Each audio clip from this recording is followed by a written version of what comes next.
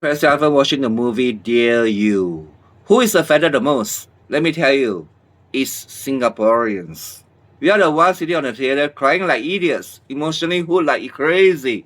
Today I'm dropping straight through bones of what the CCP is planning and what is actually pulling. So listen up, what the hell are we actually up against? Take away the official bullshit and look at the timeline since PM Lawrence Wong took office. The last several months prove there is a highly coordinated, aggressive, and big money effort to smash our independent Singaporean identity and for us to bow down to CCP.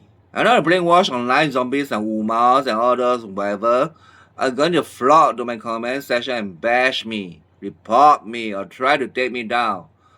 I don't give a crap.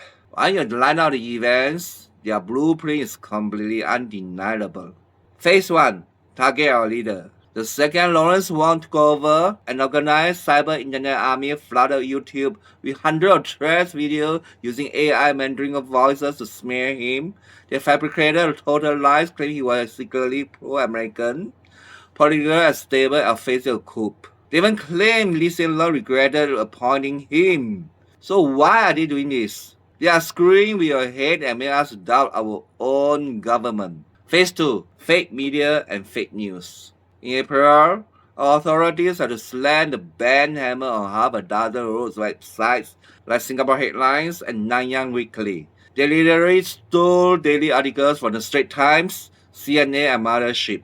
Take down the author's names and slap on fake logos. It's a classic bait and trap. They spend a year or two building trust, and then when the time is ripe, election cycle, they flip the switch and fry your feet with fabricated political narrative to hijack public opinion.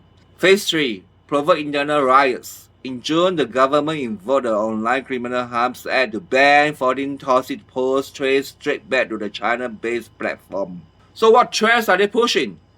Weaponized anti-Indian racism. Claiming our multi-racial harmony is a total shame. They want to see us fighting among ourselves along racial lines. If our social fabric is ripped apart, we become weak, and that's exactly when they win. It's a double-sided trap.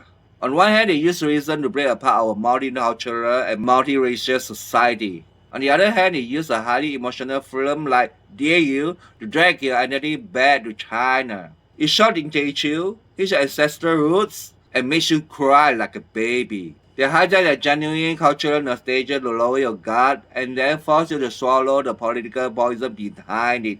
No matter what passport you hold, your bloodline and your loyalty belong to China. Singapore is just a temporary country for you. It's so obvious. But let's talk about how ridiculous this bloodline card actually is.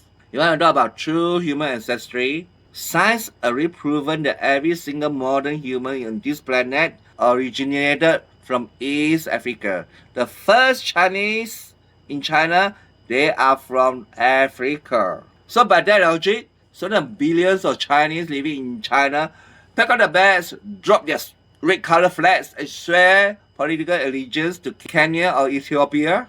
Why don't they do that? Because it's a massive double standard. Since Mao Zedong time, they didn't want it. Let me tell you, we were born in Singapore, raised in Singapore, and our roots are right here, not in China. So stop playing the bloodline game with us. If you still want to bark at me and say I have no roots, then please fly to Africa and bury yourself there. That is a true ancestral roots. Alright? So what the CCP is doing is dividing you and dictating exactly how you should think. It's a kind of psychological Venus flytrap. It lures you with a sweet emotional nostalgia, and once you are completely anesthetized by them, you start following what they say. You will become their living propaganda zombie, walking around like a mindless corpse saying, "Oh, China is our people and our homeland. We must respect and worship CCP." Hey, wake up. The movie Dear You can be very beautiful, tear-jerking story about early migrants. But use your brain. This is China's favorite, softest, most camouflaged weapon of ideological control. They want to scramble your mind until you can't tell the difference between loving culture and obeying a foreign political party. So why is Singapore their primary target today? Because we are a majority and needs Chinese sovereign nation. but we run a completely independent neutral foreign policy. We don't ask anyone's dog. We refuse to take sides.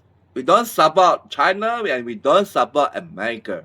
So to the CCP, this is unacceptable. They think you look like us, so you should think like us and obey us and support us. And secondly, Singapore is a very important global financial hub and a trusted diplomatic voice. The CCP successfully manipulates public opinion here. They don't just win a small island. They are able to hijack our premium global reputation to influence the rest of Asia. So open your eyes. Look at what China's CCP is doing. Stay vigilant, my friends.